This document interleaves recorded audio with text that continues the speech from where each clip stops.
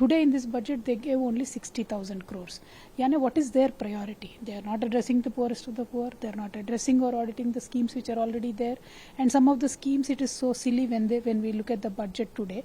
Earlier there was something called as smart cities. Indora Pit they were talking about smart cities. Today they completely abandoned that scheme and they started something called as Sustainable Cities Program, and they have announced 10,000 crores for it. 10,000 crores, 2 gullies in Hyderabad also will not be sufficient. So if you're talking about the entire country and developing urban infrastructure, this 10,000 crores layout is a joke. So in that way, when we look at other things like central government itself, their fiscal debt is 5.9%. They are not able to control the fiscal debt. But on the states, they are saying you can only have 3.5% fiscal debt plus 0.5, which is linked to the power sector reforms.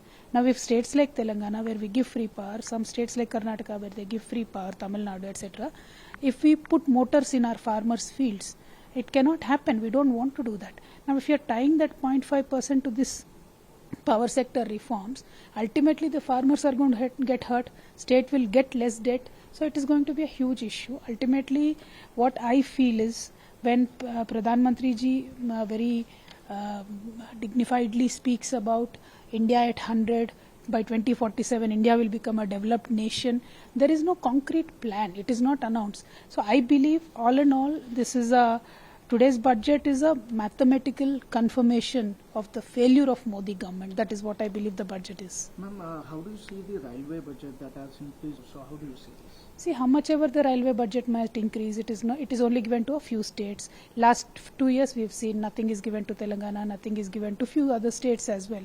So if sabka saath lena hai, so whatever budget you have, why is there not an equitable dissemination of funds is a fundamental question. Today they announced they are going to give 197 nursing colleges. But where are they giving the nursing colleges? Only where they gave medical colleges. And in our state they did not even give one medical college. So we are not even getting one nursing college. So if states are picked and chosen, like Gift City in Gujarat, today they are saying up till 2025 they have extended the tax incentives. But what about NIMS of Telangana? What about other cities, other SEZs in various other states? What about their tax incentives? Why are we only looking at few states? Is this a national budget or a budget of only few states? See, I am very happy and very happy that Karnataka Upper Bhadra project received 5,300 crores. But what about the Mission Bhagiratha project of Telangana? What about the Kaleshwaram project of Telangana? Niti Ayog is recommended and you don't even give 1 rupee. And what about the pending money? How are you going to give the states the pending money? It is not mentioned anywhere in the budget. And they owe us hundreds of crores. That is not mentioned anywhere. So all in all, there is no direction in this entire budget. There is no concrete plan for the future. Looks like the government believes that they are going to go away in this 1 year. That is why it looks like the budget is only focused on announcing certain big bang names. For example, they talk about a lot of green stuff. Like I think 10 pages they are talking about green stuff. That is probably because they want to pacify the G20 partners. But none of the green projects which were announced by this particular government in the last years were successful. So what are the green projects that you are talking about? Why are you going on announcing new schemes when there is no audit of the old schemes? That is all I have to say. The budget ultimately has to give a good direction to the economic growth of the country. If you can't do that, then the budget doesn't make any sense to me. That is why I am categorically saying this particular budget is a mathematical confirmation of Modi government's failure. Ma'am, how do you see about the tax relief? Well, we were all hoping it will go up to 10 lakhs. For example, the employees of Telangana, none of them will get any benefit from this because we pay them good salaries. None of the employees, central government employees, I think are benefited. Yes, few section of people will be getting benefited. I welcome the move, but it has to be more.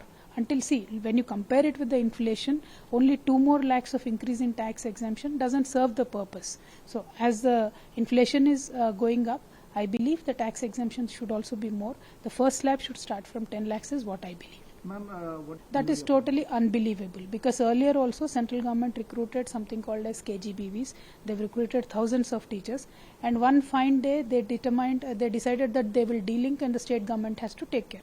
Instead of doing that later, why don't you give the mandate to the state government? Because schools end of the day is the state government's initiative. Although it is central government's funding, give the recruitment responsibility to the state government. So at least the state will continue the program, because we don't know when the center is going to abandon the program.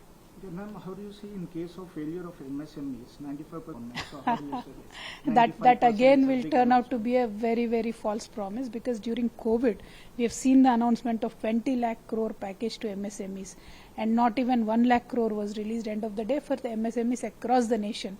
And if this promise is realized, I'll be the happiest person, because I strongly believe MSMEs are the backbone of our country. That is the highest employment generating sector of our country. They should really get a lot of incentives. But this government has been continuously promising from last 3 years and has done nothing for MSMEs. Ma'am, Sitaraman announced, so how do you see this? Again, it will be very political, brother. We have seen it in the last 9 years. Wherever they announce an airport, they will only announce it in a poll-bound state. They will either announce it in a BJP government state. But wherever other places, like my conscience in Nizamabad, from the last 9 years, we have collected the land, we have cleared the land. Warangal, for example, Nizamabad, for example, Nanded, for example, is a non-functional airport. Flights in hai pe. We have been asking continuously. Many areas, many states have the demand. They have never fulfilled. They should clearly come out with a list. Which states will you do it? Which airports are you talking about?